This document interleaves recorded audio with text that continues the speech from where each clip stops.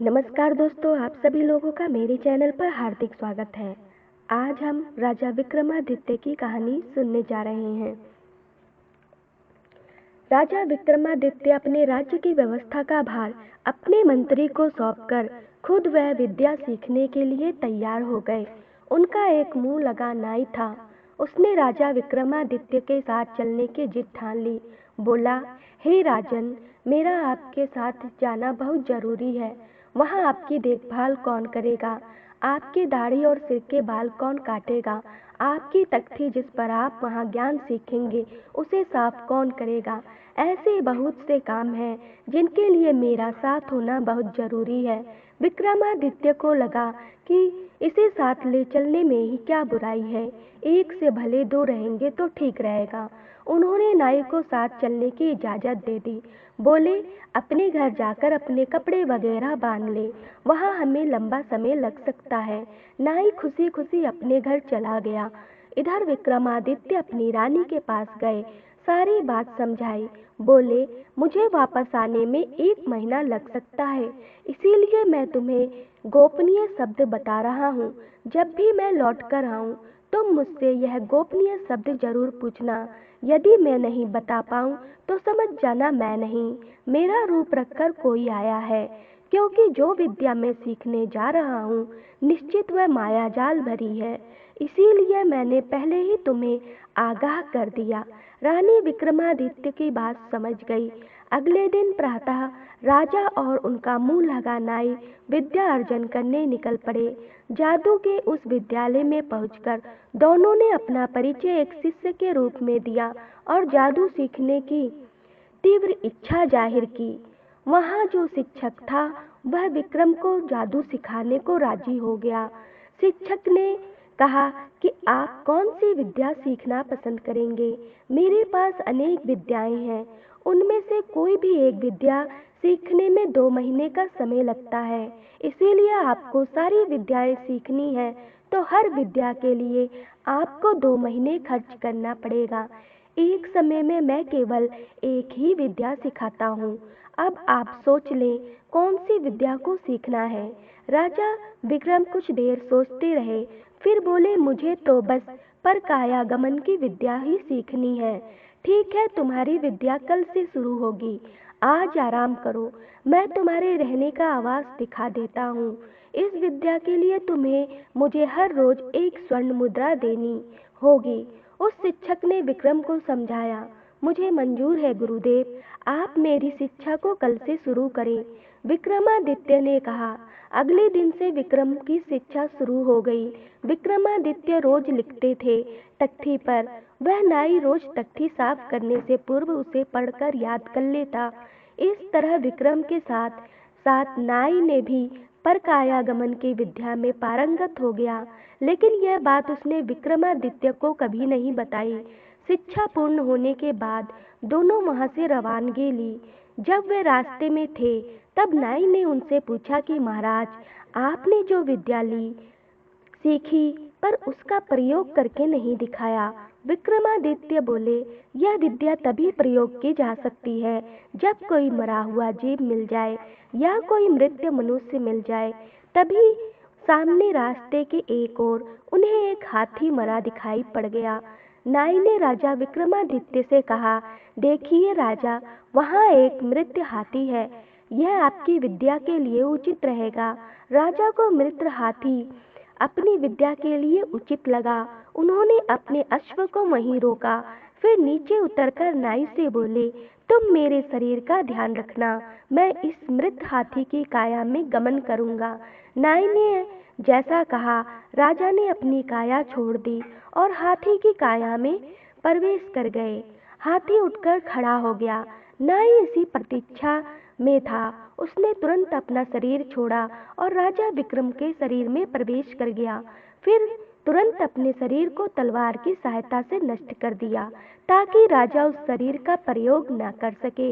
विक्रमादित्य समझ गए कि उनके साथ छल हो गया है, पर वे कुछ कर नहीं सकते थे। उन्होंने सोचा कि नाई कहीं उनके साथ हाथी वाले शरीर का नुकसान न कर दे, इसीलिए जंगल में भाग गए। उधर राजा का शरीर धारण किया हुआ नाई सीधा महल पहुंचा। उसने अपने सैनिकों को आदेश दिया कि पास के जंगल में जितने भी हाथी पकड़कर मंगवाए जाए। सैनिक तुरंत चल पड़े। अगले दिन जंगल से कई हाथी पकड़वाकर मंगवाए गए। उनमें राजा विक्रम भी थे। उन्हें देखते ही राजा बने नाई ने आदेश दिया कि इस हाथी को छोड़कर बाकी सब हाथियों को जंगल में वापस छोड़ दो। मुझे इसी हाथी से काम है। उन्होंने हाथी को एक जगह बंधवा दिया और आदेश दिया कि उसके सामने कोई भी मरा हुआ जीव नहीं आना चाहिए, वरना मैं उस व्यक्ति को मृत्यु दंड दे दूंगा। कई दिन बीत गए पर कोई भी मृत जीव हाथी बने राजा के सामने नहीं आ पाया। उधर विक्रम के शरीर में उपस्थित नाई रानी के पास गया। रानी ने उसका स्वागत कर उससे पहले हालचाल पूछा। फिर उससे पूछा कि आप जाते समय मुझे कुछ कहा था, क्या वो शब्द आपको याद है? वह शब्द विक्रम ने रानी से कहे थे। नाई कैसे जानता?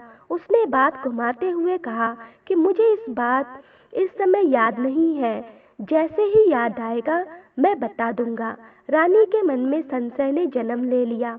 उन्हें लगा कि दाल में कुछ काला जरूर है, इसीलिए उनको शक न हो। इस तरह की बातें मुझे उनके सामने करनी होगी। रानी बोली, हे स्वामी, मैंने आपके बताए विधि के अनुसार 1 माह का चंद्रायण व्रत किया है। आपको पता है कि इस दौरान मैं आपका संसर्ग नहीं कर सकती, इसीलिए इस अवधि के लिए मुझे क्षमा करना। राजा बने नाई ने सोचा, मुझे जल्दबाजी नहीं करनी चाहिए, वरना मेरी पोल खुल जाएगी। वैसे भी रानी को मैंने वह बात नहीं बताई, इसीलिए मैं उसकी दृष्टि में संशय में हूँ। 1 महीने की बात है, उसके उपरांत यह मेरे पास ही आएगी। वह बोला, कोई बात नहीं रानी, धार्मिक कार्यों में विघ्न में नहीं डालना चाहता, अतः तुम मेरी निष्ठा के साथ अपने व्रत को करो। फिर वह वहां से चला गया। इधर एक बाज के मुख से छूटकर एक मृत तोता हाथी के सामने गिर गया। तोते के गिरते ही राजा ने हाथी का शरीर छोड़ उस तोते के शरीर का चयन कर लिया। वह उड़कर जंगल में चले गए।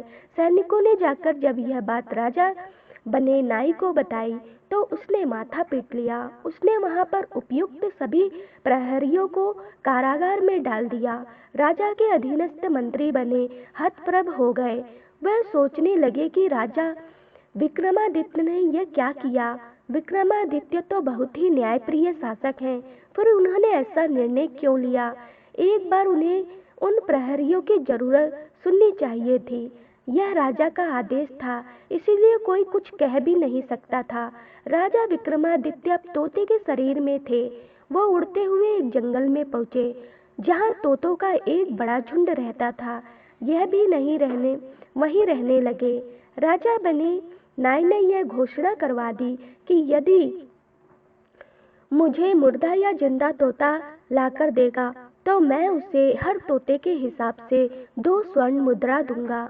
2 स्वर्ण मुद्रा बहुत ज्यादा थी, इसीलिए लोग रोज तोते लाकर राजा के कर्मचारियों को देते बदले में स्वर्ण मुद्रा ले जाते। एक दिन एक बहेलिये ने उसी जंगल में जाल बिछाया जहां विक्रमादित्य और तोतों का झुंड रहता था। बहेलिये के बिछाए इस जाल में सारे तोते फंस गए, साथ में राजा विक्रमादित्य खुद भी फंस गए।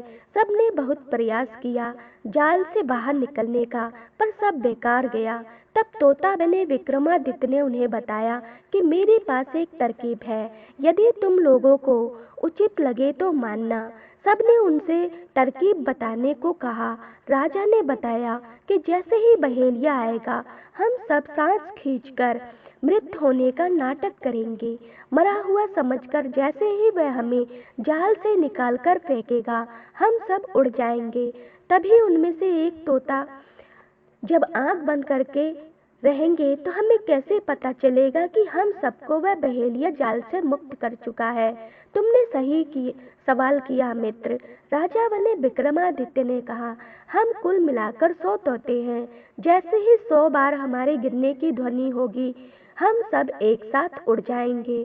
बस विक्रमादित्य की बात सही लगी, सबने उसका अनुमोदन कर दिया। अब उन्हें प्रतीक्षा थी शिकारी के आने की। थोड़ी देर की प्रतीक्षा के बाद वह बहेलिया आता दिखाई पड़ा। उसे आता देखकर सबने वही नाटक किया जो विक्रमा ने कहा था। जब बहेलिया वहां पहुंचा तो उसके होश उड़ गए। उसके जाल में फंसे सभी तोते मर चुके थे। वह पीड़ा से भर उठा। उसका आज का दिन बेकार गया। यह सोचकर उसने एक क्षण का एक एक का निरीक्षण किया। उसने सोचा कि शायद कोई तोता बच गया हो तो कम से कम आज के दिन का गुजर बसर हो जाएगा। वह एक दो तोते को जाल से निकालकर फेंकने लगा। जब 99 तोतों को वह फेंक चुका तो सभी उसी समय पेड़ से टूटकर एक लकड़ी नीचे गिरी। उसकी गिरने से आवाज से बाकी तोतों ने समझा कि 100 हो गए, अब हमें उड़ना चाहिए। सब एक साथ उड़ गए, लेकिन उस समय विक्रम का उस बहेलिये के हाथ में ही थे। बहेलिया तोते की तरकीब समझ गया। उन्होंने उसे मूर्ख बना दिया था। उसने विक्रमादित्य से कहा कि तुम ही इनके गुरु लगते हो। अब तुम्हें मैं राजा विक्रमादित्य को ले जाकर बेचूंगा। वह मुझे तुम्हारे एवज में 2 स्वर्ण मुद्रा देगा। तब विक्रमादित्य ने मनुष्य की आवाज में बहेलिये से कहा कि यदि तुम मुझे राजा विक्रमादित्य की जगह यहीं पास के जंगल के राजा तुंगभद्र को बेचोगे तो 10 स्वर्ण मुद्राएं मिलेंगी। बहेलिये तो तोते मनुष्य की आवाज में बोलते देखकर हैरान हो गया और बोला, तुम कोई विशेष चीज हो, इसीलिए मैं तुम्हें तुम्हारे कहने वाली जगह पर ही ले जाकर बेचूंगा। वह तोता बने विक्रमादित्य को तुंगभद्र के पास ले गया। बहेलिया जब तोता बने विक्रमादित्य को लेकर तुंगभद्र के पास पहुंचा। तुंगभद्र जंगल का राजा था। उसे वह तोता बहुत पसंद आया क्योंकि वह आदमियों की जुबान में बात करता था। उसने उसी समय उस बहेलिये को 100 स्वर्ण मुद्राएं दी। इतना बड़ा पारितोषिक पाकर वह बहुत ही प्रसन्न हुआ और राजा तुंगभद्र की जय जयकार करता हुआ वहां से चला गया। राजा ने तोता बने विक्रमादित्य का नया नामकरण हीरामन किया। हीरामन राजा तुंगभद्र का सबसे खास मित्र बन गया। एक दिन राजा तुंगभद्र ने हीरामन से कहा कि हे मेरे प्रिय तोते, मेरे शरीर में एक बहुत अजीब व्याधि है जिसके कारण मैं बहुत परेशान हूँ। यह बात मैं तुम्हारे अतिरिक्त किसी को नहीं बता सकता। मेरी दृष्टि कमजोर हो चुकी है जिसके कारण मुझे बहुत सी तकलीफें होती हैं। मैंने अपने तमाम वैद्यों को दिखा लिया। उनके हिसाब से यह एक लाइलाज बीमारी है जो धीरे धीरे करके मेरी आंखों की रोशनी को समाप्त कर देगी। तोते बने हीरामन ने राजा से कहा, आप मेरा पिंजरा खोल दो। मैं एक ऐसे वैद्य को खोज जानता हूँ जिसकी दवाएं निश्चित ही आपको सही कर देंगी। राजा तुंगभद्र को हीरामन की बात सही लगी। उन्होंने पिंजरा खोल दिया। हीरामन उड़ गया। उसने दूसरे दिन वह एक जड़ लेकर राजा के पास पहुंचा।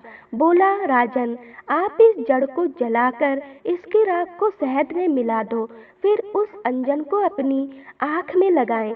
आपकी आंख की रोशनी वापस आ जाएगी। राजा ने वैसा ही किया। 3 दिन में उसकी आंख की रोशनी पहले जैसी हो गई। राजा तुंगभद्र तोते पर बहुत ही प्रसन्न हुए। उस दिन से हीरामन उन्हें अपनी जान से भी ज्यादा प्यारा हो गया। समय बीतता रहा। एक दिन राजा तुंगभद्र की रानी बहुत बनाव सिंगार किया और हीरामन से पूछा कि मैं कैसी दिखती हूँ। हीरामन ने कहा, हे जंगल की रानी, तुम्हारे ऐसे लोग भरते हैं मेरे यहाँ पानी। रानी को हीरामन की बात खल गई। सिपाहियों से कहा कि इस मूर्ख तोते को ले जाकर मौत के घाट उतार दो। सिपाही हीरामन को लेकर जंगल में आ गए। वह उसे मारने ही वाले थे। तभी दूसरा सिपाही बोला, यह राजा का सबसे प्रिय तोता है। वह इसे जान से ज्यादा प्यार करते हैं। कल उनको पता चलेगा तो वे हमारा कत्ल करवा देंगे। फिर हम क्या करेंगे? यदि हम इसको नहीं मारेंगे तो रानी हमारी बलि दे देगी। पहले वाले ने थोड़ी देर सोचा, फिर बोला, यदि हम किसी दूसरे तोते को मारकर उसके मृत शरीर को रानी को सौंप दें और उसे मुक्त कर दे तो हमारी जान बच जाएगी। दूसरे वाले ने पहले वाले को धन्यवाद दिया और बोला, जल्दी से दूसरे तोते की तलाश करते हैं। उन्होंने एक तोते को मारकर उसके मृत शरीर को रानी को सौंप दिया। इस तरह उनकी जान बच गई। विक्रमादित्य को उन्होंने आजाद कर दिया। विक्रमादित्य वहां से उड़कर सीधे अपने महल पहुंचे। देखा रानी नहा रही थी। उन्होंने मानवीय आवाज में राजा विक्रमादित्य का बताया गोपनीय शब्द रानी के सामने दोहराया। रानी नहाना भूलकर चौंक कर चारों ओर देखने लगी। आखिर यह कौन है जो राजा विक्रमादित्य की तरह बोल रहा है, उनका गोपनीय शब्द दोहरा रहा है। उसने ध्यान से जब ऊपर देखा तो मुंडेर पर तोते को विक्रमादित्य की आवाज में बोलते पाया। उसने उससे पूछा कि वास्तव में कौन है जो मेरे पति की आवाज में बोल रहा है। राजा विक्रमादित्य ने अपनी आप बीती रानी को बता दी। रानी चिंतित होकर पूछने लगी, यह सब सही कैसे होगा? राजा ने रानी को पूरी तरकीब समझा दी। उधर राजा विक्रमादित्य सीधे जंगल के राजा के यहाँ पहुंचा। वहाँ राजा हीरामन के ना होने पर बहुत नाराज था। उसने उन दोनों सिपाहियों को मौत की सजा सुना दी। दोनों को जल्लाद मारने ही वाले थे। तभी हीरामन ने राजा तुंगभद्र के पास पहुंचकर सारी कहानी बता दी। दोनों सिपाहियों को छोड़ दिया गया और रानी को कारागार में डालने का हुक्म सुना दिया। पर हीरामन के समझाने पर राजा ने रानी की सजा माफ कर दी। रानी ने भी हीरामन से माफी मांग ली। फिर एकांत में हीरामन ने तुंगभद्र को सारी बात बता दी जो उसके साथ बीती थी और यह भी बता दिया कि वह विक्रमादित्य है। राजा तुंगभद्र ने राजा विक्रमादित्य को प्रणाम किया और बोले, आप बताएं कि यह सब कैसे सही होगा, मैं इसके लिए क्या प्रयास करूं? राजा विक्रमादित्य ने उन्हें बता दिया कि वो अपनी समस्या का हल जल्दी ही निकाल लेंगे। अब वो वापस अपने महल चल पड़े। अगले दिन रानी ने विक्रमादित्य बने नाई को बुलवा भेजा कि उसका व्रत पूरा हुआ है। अब आप महल में मेरे साथ आकर रह सकते हैं। जब नाई को यह समाचार मिला तो वह फूला नहीं समाया, पूरी तरह सज धज के रानी के महल की ओर चल पड़ा। जब वह वहां पहुंचा तो देखा रानी ने पूरी श्रृंगार कर रखा है। वह जैसे ही रानी की ओर बढ़ा, रानी ने कहा, महाराज, मैं चाहती हूँ कि आप मुझे एक बार वह जादू जो आप सीख कर आए हैं मुझे दिखाएं, ताकि हमारी खुशी बढ़ जाए। नाई बहुत प्रसन्न हुआ। वह बोला, रानी, यह तो एक चुटकी बजाने जैसा कार्य है मेरे लिए। उसने सेवकों को आदेश दिया कि एक मरा हुआ जीव लाओ ताकि मैं अपना जादू दिखा सकूं। सेवक तुरंत ही एक मरा हुआ कबूतर ले आए। नाई वहीं जमीन पर लेट गया और वह राजा विक्रमादित्य का शरीर छोड़कर उस कबूतर के शरीर में प्रवेश कर गया। कबूतर जिंदा हो उठा। तभी राजा विक्रमादित्य ने तोते का शरीर छोड़कर अपने शरीर में प्रवेश कर लिया और वह उठकर खड़े हो गए। रानी तैयार बैठी थी। जैसे ही नाई कबूतर के शरीर में गया, उसने उस पर बिल्ला छोड़ दिया। बिल्ला ने एक ही मिनट में कबूतर का खात्मा कर दिया। राजा विक्रमादित्य आराम से अपने परिवार के साथ जीवन व्यतीत करने लगे।